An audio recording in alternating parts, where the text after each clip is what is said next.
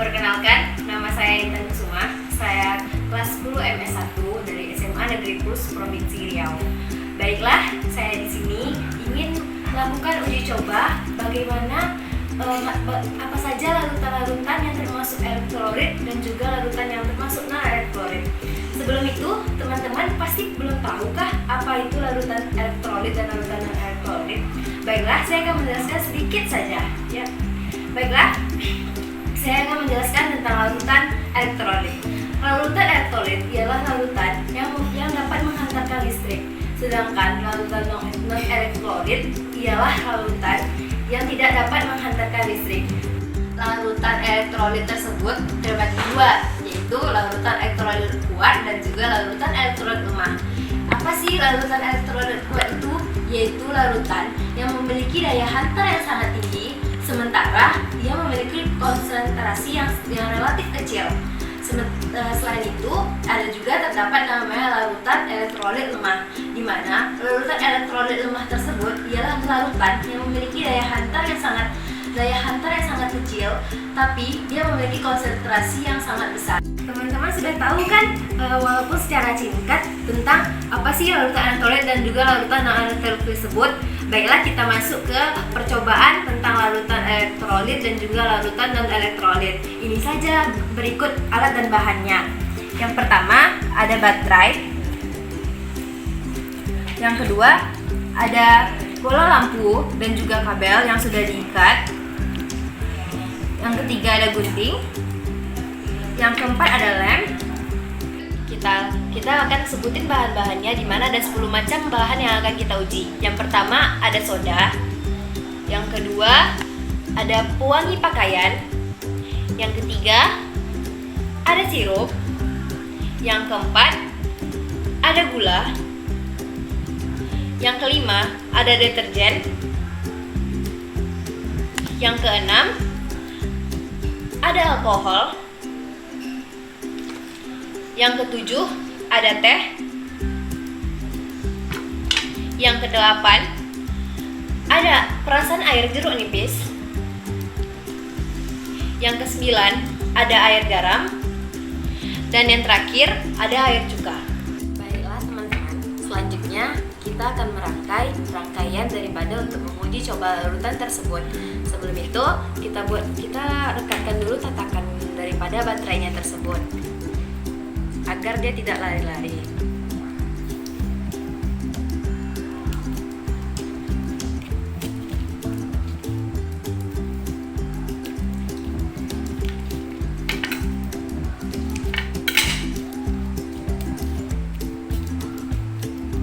Setelah baterai tersebut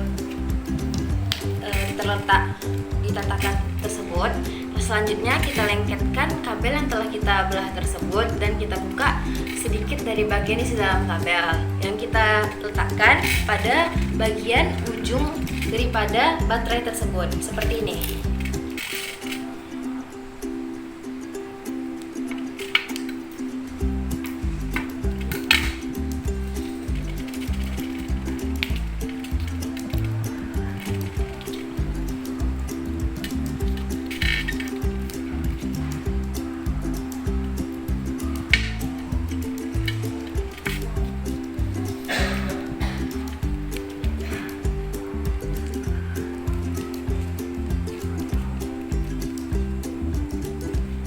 Dan lekatkan juga kepada bagian baterai lainnya.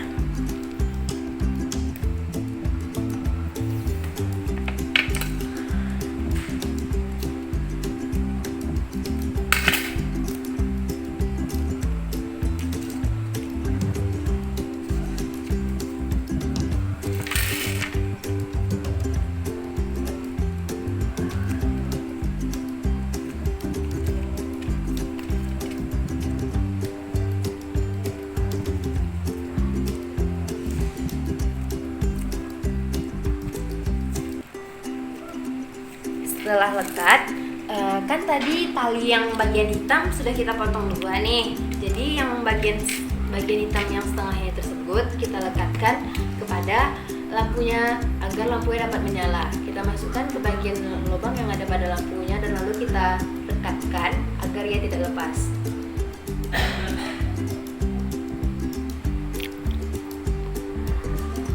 Selanjutnya, bagian lampu yang hitam tadi kita masukkan, bagian lampu hitam yang setengah tadi kita masukkan lagi.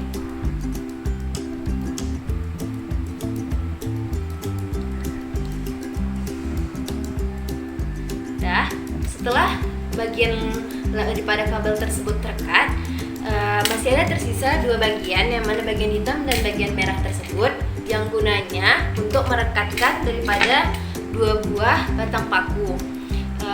Cara merekatkannya, di mana paku tersebut kita lilitkan ke bagian kabel tersebut ke pakunya seperti ini.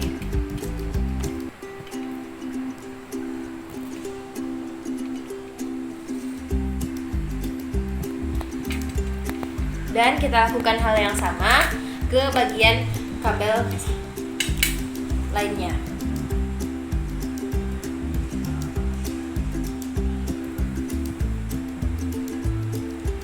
Setelah ini dapat kita lakukan percobaan dengan menggunakan larutan. Nah, seperti ini rangkaian yang telah kita buat tadi, dimana agar di larutan juga tersebut, rangkaian tersebut kita alas dengan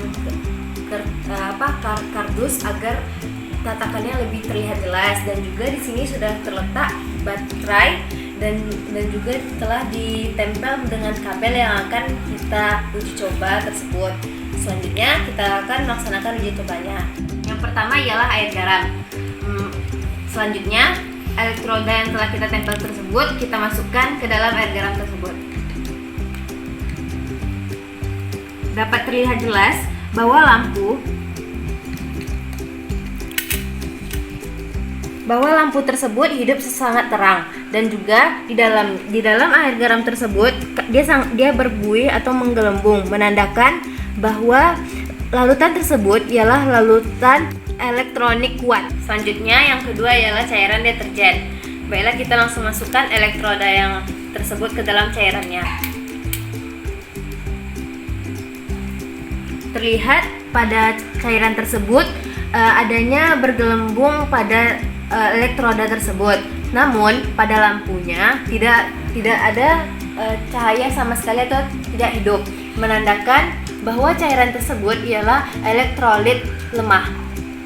Selanjutnya, larutan yang ketiga ialah larutan soda. Baiklah, kita langsung masukkan elektrodanya ke dalam soda tersebut. Terlihat jelas pada larutan tersebut adanya buih setelah dimasukkannya elektroda. Namun pada lampu tidak ada cahaya yang muncul sedikit pun atau lampu tersebut mati, menandakan ia adalah elektrolit lemah. Selanjutnya, cairan yang keempat ialah cairan jeruk nipis. Langsung saja kita masukkan elektroda ke dalamnya. Terlihat jelas di sini adanya bebuih atau busa yang terdapat pada larutan tersebut. Namun sama seperti cairan sebelumnya, tidak adanya cahaya yang hidup atau bisa dikatakan lampu tersebut tidak hidup, dinamakan elektrolit lemah. Selanjutnya, cairan yang keempat ialah cairan jeruk nipis. Langsung saja kita masukkan elektroda ke dalamnya. Terlihat jelas di sini adanya bebuih atau busa yang terdapat pada larutan tersebut. Namun sama seperti cairan sebelumnya, tidak adanya cahaya yang hidup atau bisa dikatakan lampu tersebut tidak hidup, dinamakan elektrolit lemah. Selanjutnya, cairan yang kelima ialah cairan cuka. Langsung saja kita masukkan elektrodanya. Pada cairan tersebut dapat terlihat bahwa adanya buih yang menghinggapi elektroda tersebut. Namun pada lampunya tidak hidup sama sekali atau bisa dikatakan dia tidak memiliki cahaya. Dapat dikatakan ia adalah elektrolit lemah. Selanjutnya cairan keenam, yaitu adalah alkohol. Baiklah, langsung saja kita masukkan. Terlihat pada cairan tersebut tidak adanya busa ataupun gelembung yang ada, dan juga pada lampu tidak adanya cahaya yang hidup atau lampu tersebut mati. Dapat dikatakan bahwa cairan tersebut ialah cairan non elektrolit. Cairan yang ketujuh ialah cairan pewangi pakaian. Langsung saja kita masukkan. Pada cairan tersebut tidak adanya busa dan menggembung, dan juga pada lampunya tidak hidup atau tidak mengeluarkan cahaya. Dapat dikatakan ia adalah larutan non-elektrolit. Cairan selanjutnya ialah cairan teh. Langsung saja kita masukkan.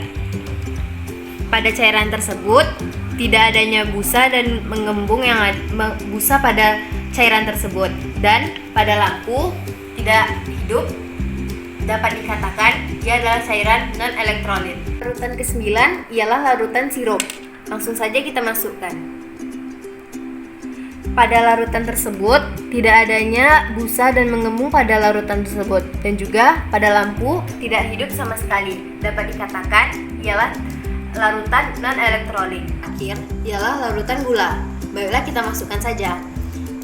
Pada larutan gula tidak adanya busa dan menggembung, dan juga pada lampu tidak adanya mengeluarkan cahaya. Dapat kita katakan ia adalah larutan non-elektrolit. Hasil percobaan dari kita tadi. Baiklah, dari sampai sini dapat kita simpulkan bahwa larutan elektrolit ialah larutan yang dapat menghantarkan listrik, sementara larutan non-elektrolit ialah larutan yang tidak dapat menghantarkan listrik dikarenakan tidak adanya ionisasi yang terjadi pada larutan tersebut.